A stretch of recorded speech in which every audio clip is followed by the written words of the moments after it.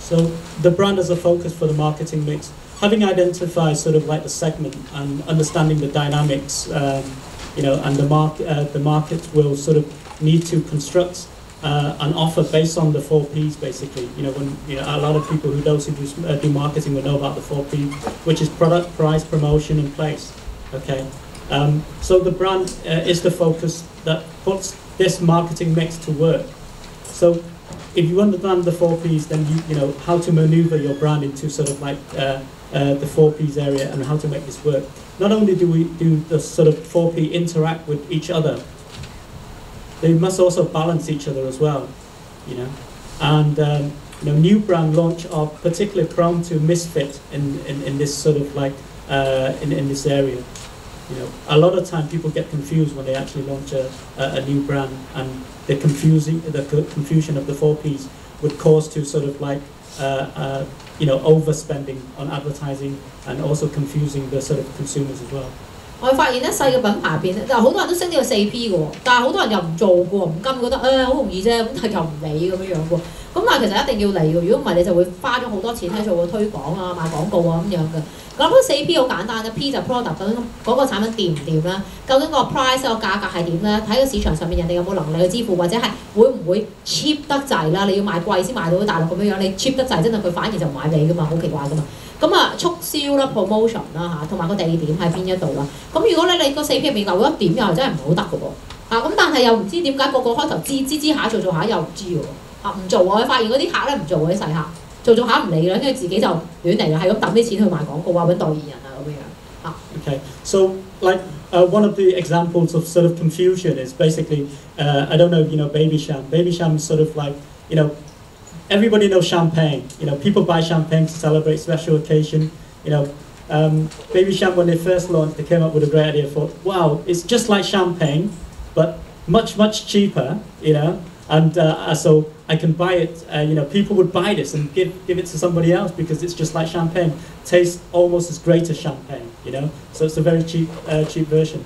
But what happened when they launched it was basically, when somebody actually buy this, people would be embarrassed to buy the product to give to somebody else, because it's people buy champagne mainly for sort of gift or celebration. So if you have a celebration and somebody brings a cheap champagne or a Baby Sham out, it's like my God, what's going on here? So I think that they had to go back. When they launched it, they thought that was the way to go. It was unsuccessful. They had to go back, rethink again, move their price line a little bit more, much more higher, and then rebrand and resold it again as a little bit more premium than what it initially was supposed to be.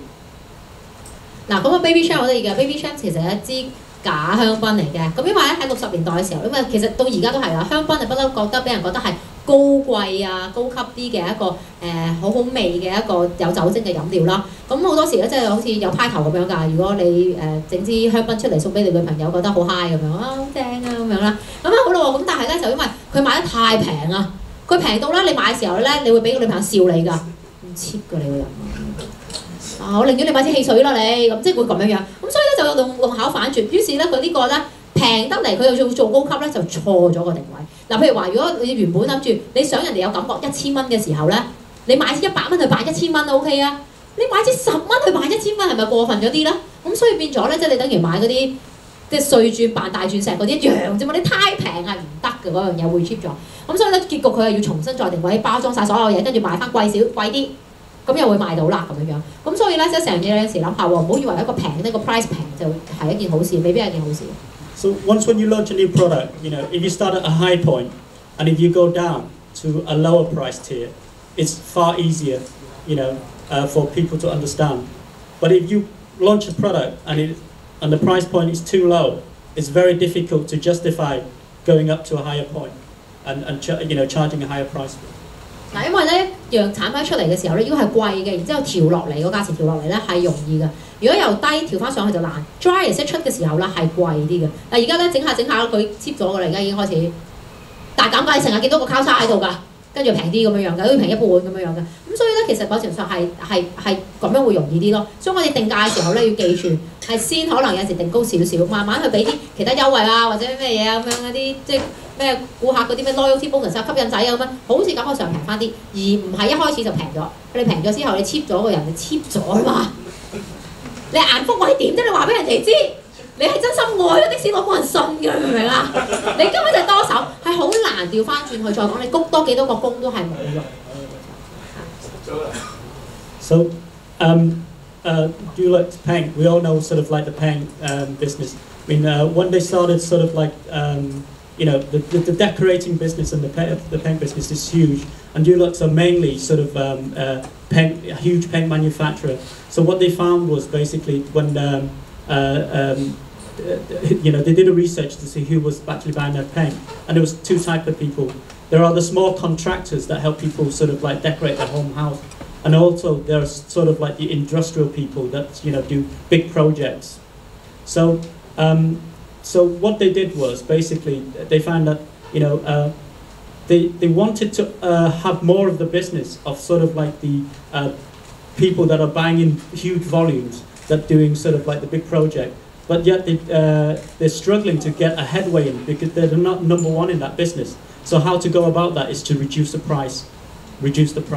So in order to sort of like, because Dulux is such a good solid brand, if they reduce it within this segment, you know, then it, what about sort of like the home decorating, you know, the individual home decorators? So they had an issue there. So what they did was they looked at an existing brand that they already had in America, and then leveraged that brand as to sort of for the professional sort of like business buyers that buys in bulk, and still use the Dulux brand for sort of like the homeowners. So they have two sort of, they split the brand basically, and they still have the same business, and it's probably still the same substance, but yet different people are buying different value for the brand, and yet they can dominate that area of the market. 嗱，咁咧就大家知道 ICI 多樂士呢個牌子咁，當然佢係貴過呢個菊花牌啦，係咪？貴過呢個駱駝啦。咁啊因為佢咧其實咧都好多人中意買佢嘅漆油啦。咁但係咧佢發現咗，咦唔係喎，即係佢已經嗰啲嘢咁正，咁其實咧佢發現有啲contractor 即係譬如話啲裝修師傅、大裝修師傅一買好多啊，幫好多間屋嗰度油嘅，就唔同嗰啲咧，即係有啲人係自己即係愛過自己油噶嘛嚇，唔似你咁樣你咧揾人油啦。咁變咗佢覺得死啦，要分開喎，咁呢個一定要係平啲俾個師傅㗎啦。如果唔係師傅點會買我啲嘢咧？咁樣佢又買大量喎。咁如果佢先頭將佢嗰樣嘢降低價錢，又整 cheap 咗喎，咁點算好咧？於是佢就諗一條橋咧，就係將個牌子就整多個出嚟。其實話可能嗰啲入邊啲嘢一樣㗎咋，但係品牌就知咗嚇。咁啊其實真係差無幾嘅。你買呢個阿Armani 係 Giorgio Armani 就好貴噶嘛，Armani Exchange 好平噶嘛，係都係叫 Armani， 可能佢都同一間布廠，可能又執少少好少嘅啫，但係問題就係已經爭咗一橛，咁佢感覺上又好似咧又係 Armani， 但係又平咗喎 ，OK？ 咁呢個阿老豆買呢個我買咯咁樣。咁啊，我哋幫一個化妝品公司做嘢，一定唔講得個品牌啦。咁我哋發現咗一樣秘密，就係咧。呢個大家好多女人都用過嘅一個品牌啦，好鬼死貴嘅一隻粉底啊！咁啊原來咧呢間公司咧靜雞雞咧開另一間公司咧就出咗另一個品牌，嗱呢啲品牌國際性啊，咁咧就平70%，咁佢係俾10幾20零歲嗰堆嘅，咁原來佢話我真係同一樣喎 formula 係，咁跟住我就發現知道咗之後，我就買咗一隻20零歲嗰隻。就我唔信，即係因為20零歲佢就唔會話咩防皺啊，有咩 UV 啊、UVPV 啊、咩紫外光 ABCD 啊嗰啲啦，原來一樣噶嘛。咁我點解要買個貴啲嘅啫？咁啊即係原來大家揾緊笨嚇，唔係即係唔係揾緊笨啫？你又好開心啦，當然係咪？即係你揸住個 Prada， 你俾人知係 Prada 啫㗎，係咪先？咁所以你好開心買咗個品牌，買一個希望啦。咁呢個係初階嗰陣我講過買希望呢樣嘢。咁咧 ICI 就做咗呢件事，所以就分咗類啦。咁其實咧就之後咧嗰兩版，咁其實之後嗰兩個表我哋就唔會再詳細講。咁你可以睇到咧，即係佢將佢分類咗之後咧，其實佢亦都係有好多個 criteria， 即係好多個有啲格啊去睇啊，嗰個 base 佢基於乜嘢嘢去諗咧？咁你都睇下個品牌個方向，佢去將1分為2嘅時候係點樣分？點解咁分？個好處係點樣樣嚇？咁但係呢度咧，我就今日呢個咧其實就差唔多㗎，其實講到。